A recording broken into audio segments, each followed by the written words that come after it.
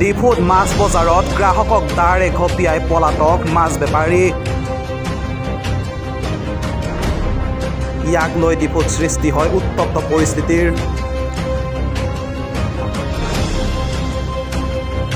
শুক্ৰবাৰে সন্ধিয়া প্ৰায় 7 মান বজাত ডিফু বজাৰত সংঘটিত হয় এই ঘটনা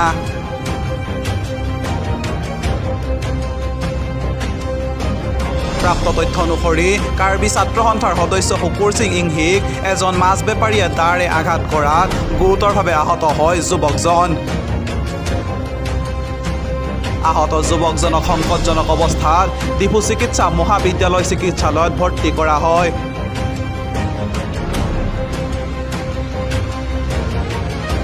কিন্তু কি কাৰণত এনে ঘটনা সংঘটিত হ'ল তাৰ সঠিক কাৰণ বাতৰি সংগ্ৰহ কৰা পৰ্যন্ত জানিব পৰা নাই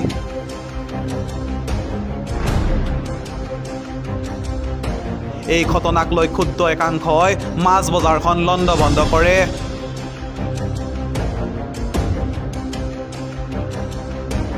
ঘটনাৰ খবৰ লাভ কৰা মাত্ৰকে ঘটনাস্থলীত জিলা আয়ুক্ত আৰক্ষী অধীক্ষকৰ লগতে আৰক্ষী আৰু CRPFৰ দল উপস্থিত হয়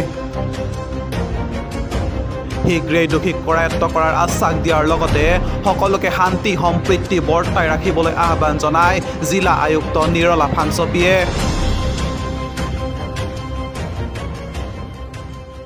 আজি ডিফু টাউনৰ মাছ মজিয়াতে around 7:45 এটা অপ্ৰীতিকৰ ঘটনা ঘটি হৈছে এইটো আমি ষ্ট্ৰংলি ডিষ্ট্ৰিক্ট এডমিনিষ্ট্ৰেশ্যন তৰফৰ পৰা আমি কণ্ডেম কৰিছোঁ আৰু আইডেণ্টিফাইড এজন মানুহে আহি পেলাই এজন আমাৰ কাৰ্বি ষ্টুডেণ্ট এছ'চিয়েশ্যন এটা এজন ল'ৰাক মানে আঘাত কৰিছে দাৰে আঘাত কৰিছে বুলি আমি গম পাইছোঁ ইতিমধ্যে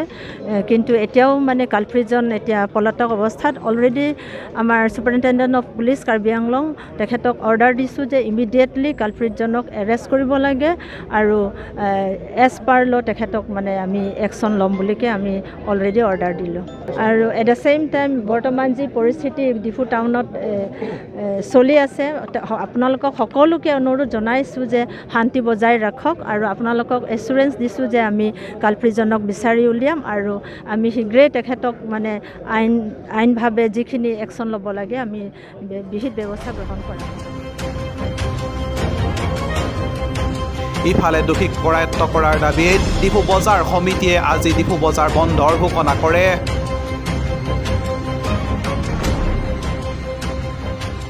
ডিফুত কাৰ্বি আংলং যোনটো আজি আনফৰ্চুনেট ইনচিডেণ্ট হৈছে আজি নহয় ফাৰ্ষ্ট টাইম নহয় আগতো হৈছে আপোনালোকে জানিব পাৰে যে আমাৰ PDCK লিডাৰ কংকা তেৰণক ইয়াত মাৰি পেলাইছিলে ডিফু মাছ বজাৰত আমাৰ PDCK লিডাৰক কংকা তেৰণ ডাঙৰীয়াক ইয়াত মাৰি পেলাইছিলে তেতিয়াও আমি এগেইনষ্ট গৈছিলোঁ ধাৰণা কৰিছিলোঁ তথাপিও প্ৰশাসনে একো ইমান ষ্টেপ লোৱা নাই আজি এইটো বস্তু ইয়াত ডিফু হ'বলগীয়া যোনটো হৈ গৈছে আপোনালোকে জানে ইয়াত হ'বলগীয়া বস্তুটো আগত যদি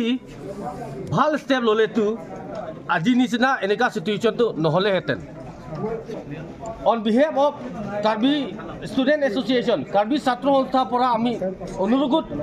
ৰিকুৱেষ্ট কৰিব বিচাৰিছোঁ যে যোনটো কালপ্ৰিট এইটো ইয়াক ইমিডিয়েটলি এৰেষ্ট কৰিব লাগিব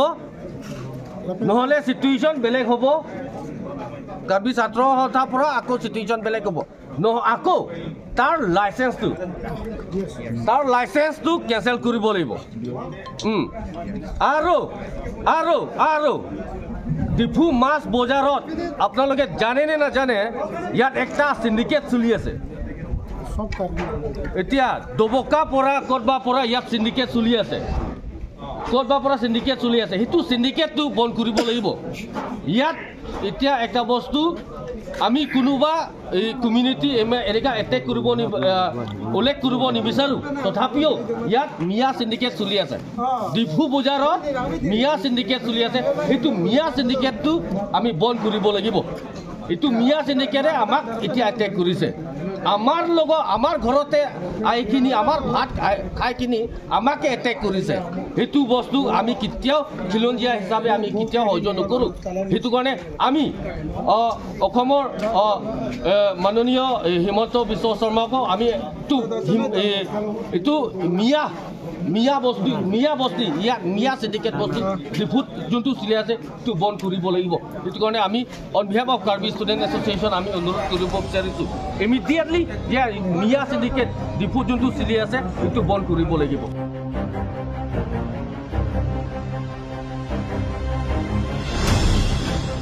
আনহাতে আজি পুৱা কাৰ্বি আংলং ছাত্ৰ হিত পৰিষদৰ মুখ্য কাৰ্যবাহী সদস্য ডক্টৰ টলিৰাম ৰংহাং DMCHত উপস্থিত হৈ যুৱকজনৰ স্বাস্থ্যৰ বোজ লোৱাৰ লগতে মুখ্য কাৰ্যবাহী সদস্যৰ সাহায্য পুঁজিৰ তৰফৰ পৰা চিকিৎসাৰ অৰ্থে 1 লাখ টকাৰ সাহায্য প্ৰদান কৰে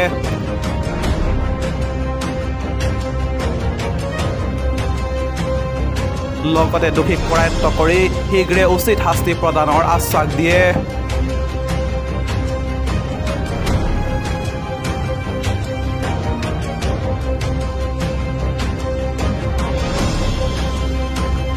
News Desk report News Talba Home Northeast